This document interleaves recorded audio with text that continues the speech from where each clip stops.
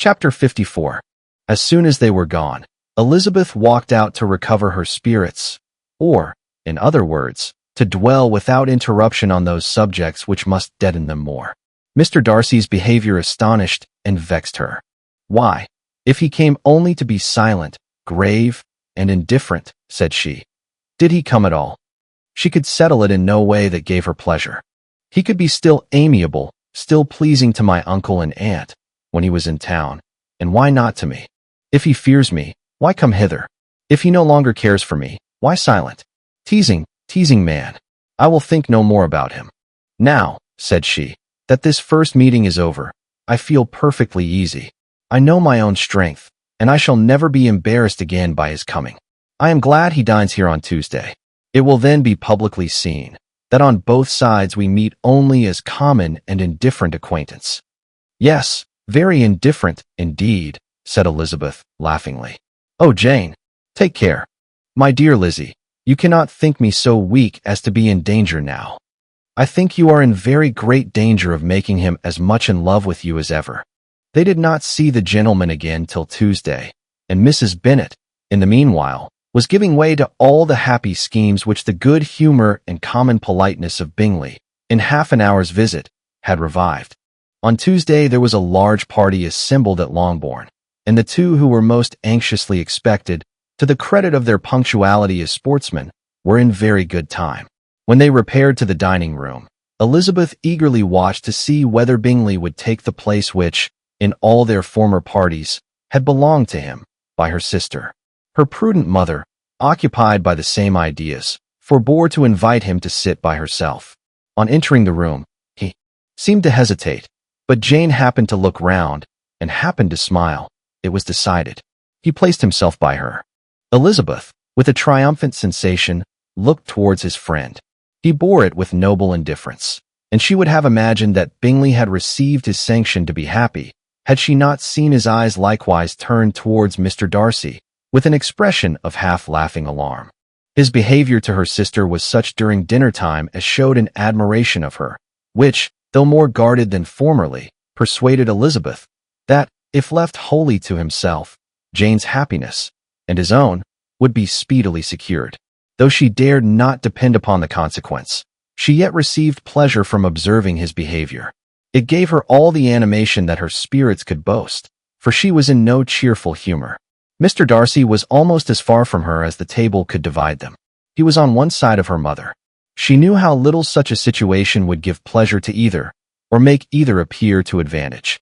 She was not near enough to hear any of their discourse, but she could see how seldom they spoke to each other, and how formal and cold was their manner whenever they did.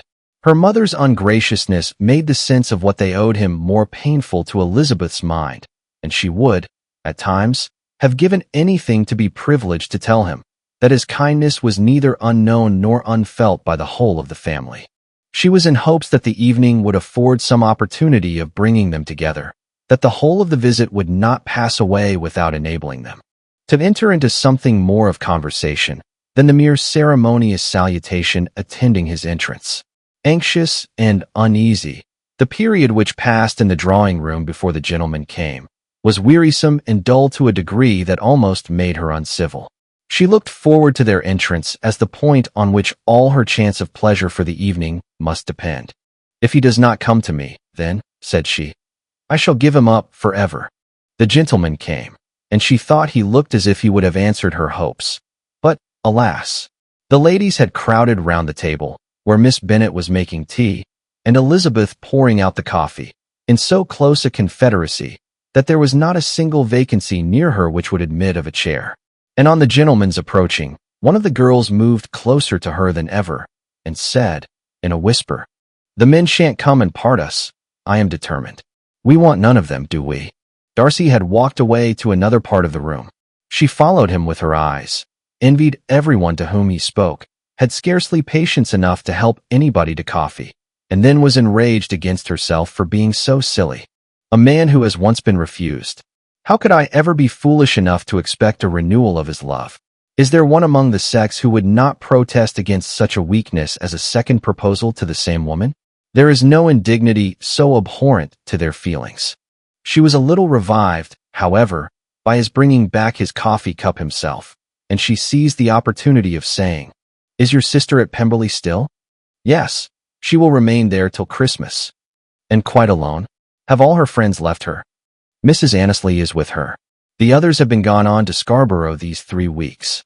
She could think of nothing more to say, but if he wished to converse with her, he might have better success. He stood by her, however, for some minutes, in silence, and, at last, on the young lady's whispering to Elizabeth again, he walked away. When the tea things were removed and the card tables placed, the ladies all rose, and Elizabeth was then hoping to be soon joined by him, when all her views were overthrown by seeing him fall a victim to her mother's rapacity for whist players, and in a few moments after seated with the rest of the party. She now lost every expectation of pleasure. They were confined for the evening at different tables, and she had nothing to hope, but that his eyes were so often turned towards her side of the room, as to make him play as unsuccessfully as herself. Mrs. Bennet had designed to keep the 2 Netherfield gentlemen to supper, but their carriage was, unluckily, ordered before any of the others, and she had no opportunity of detaining them. "Well, girls," said she, as soon as they were left to themselves, "what say you to the day? I think everything has passed off uncommonly well, I assure you. The dinner was as well dressed as any I ever saw.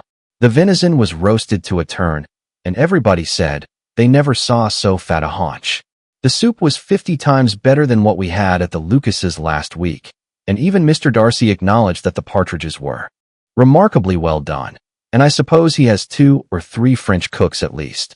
And, my dear Jane, I never saw you look in greater beauty. Mrs. Long said so too, for I asked her whether you did not.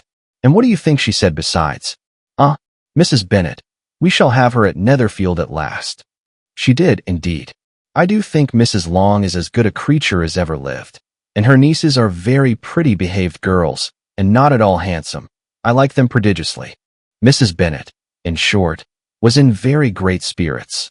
She had seen enough of Bingley's behavior to Jane to be convinced that she would get him at last, and her expectations of advantage to her family, when in a happy humor, were so far beyond reason, that she was quite disappointed at not seeing him there again the next day to make his proposals. "It has been a very agreeable day," said Miss Bennet to Elizabeth. "The party seemed so well selected, so suitable one with the other. I hope we may often meet again." Elizabeth smiled. "Lizzie, you must not do so. You must not suspect me. It mortifies me. I assure you that I have now learnt to enjoy his conversation as an agreeable and sensible young man without having a wish beyond it. I am perfectly satisfied, from what his manners now are, that he never had any design of engaging my affection. It is only that he is blessed with greater sweetness of address and a stronger desire of generally pleasing than any other man." "You are very cruel," said her sister. "You will not let me smile, and are provoking me to it every moment. How hard it is in some cases to be believed, and how impossible in others. But why should you wish to persuade me that I feel more than I acknowledge? That is a question which I hardly know how to answer. We all love to instruct, though we can teach only what is not worth knowing. Forgive me, and if you persist in indifference, do not make me your confidant.